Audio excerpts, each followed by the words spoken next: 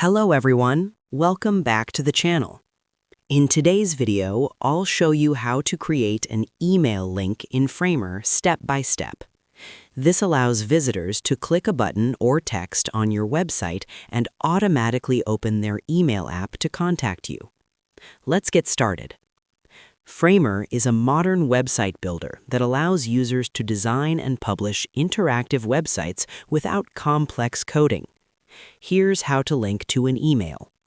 Step 1. Open your Framer project. First, go to the Framer website and log in to your account. Open the website project where you want to add the email link. Step 2. Select the element. Click the element that you want to turn into an email link.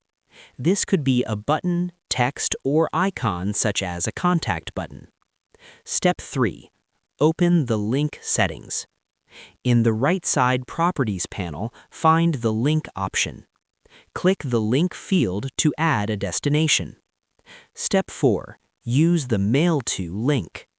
In the Link field, type the following format: mail to your email at example.com. Replace the example email address with your actual email address. Step 5. Add a subject optional.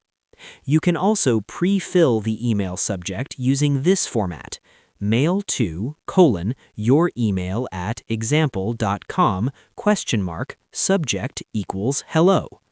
This will automatically add a subject line when the email opens.